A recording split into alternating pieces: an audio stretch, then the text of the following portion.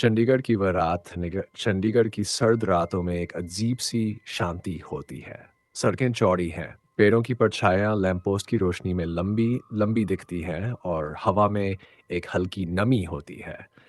मगर उसी शांति के बीच कुछ ऐसा भी छिपा है जिसे हर कोई महसूस तो करता है, पर बोलता कोई नहीं। मैंने ये कहानी सुनी थी, पर विश्वास नहीं करता था, जब तक कि एक रात उसने मुझे खुद अपने अंदर खींच नहीं लिया। उस रात मैं सेक्टर दूसरा से अपने दोस्त के घर से लौट रहा था। वक्त करीब इनएन फर्टाइज का रहा होगा। सड़कें लगभग खाली थी। मैंने बाइक धीरे चलाई ताकि ठंडी हवा का आनंद ले सकूं।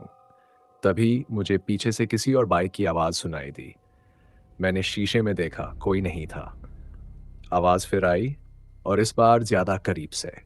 मुझे लगा शायद मेरे कानों का भ्रम है, पर अचानक ऐसा लगा जैसे किसी ने मेरे कंधे पर हाथ रख दिया हो। मैंने झटके से पीछे देखा, कुछ भी नहीं। दिल की धड़कन तेज हो गई। मैं तेजी से बाइक चलाने लगा। अ, थोड़ी ही दूर सेक्टर 6 की तरफ एक पुराना पुल है। लोग उसे हॉन्टेड ब्रिज कहते हैं। कहते हैं वहां एक नर्स की आत्मा भटकती है, जो कई साल पहले एक कार एक्सीडेंट में मारी गई थी। रात में जो भी वहां से अकेले गुजरता है, उसे कोई अदृश्य साया पीछे से देखता है। मैं उस पुल के पास पहुंचा तो हल्की धुंध फैल चुकी थी। हवा ठंडी थी, पर मेरे माथे पर पसीना था। जैसे ही मैंने पुल पार करना शुरू किया, बाइक अपने आप धीमी होने लगी। मैंने एक्सेलरेटर दबाया, पर स्पीड नहीं बढ़ी।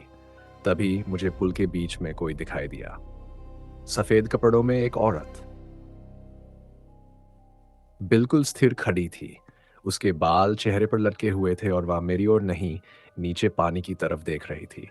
मैंने धीरे से कहा, कौन है वहां?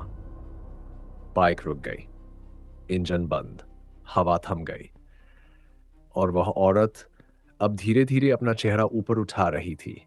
उसका चेहरा देखकर मेरे हाथ सुन्न पड़ गए। आंखें बिल्कुल काली, जैसे उनमें कोई पुतलियां ही नहीं। होंठ फटे हुए और उनमें से ठंडी धुंध निकल रही थी। उसने सिर झुकाया और हल्के स्वर में कहा, वापस जाओ।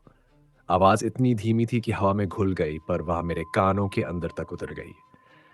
मैंने बाइक स्टार्ट करने की कोशिश की, कुछ नहीं हुआ।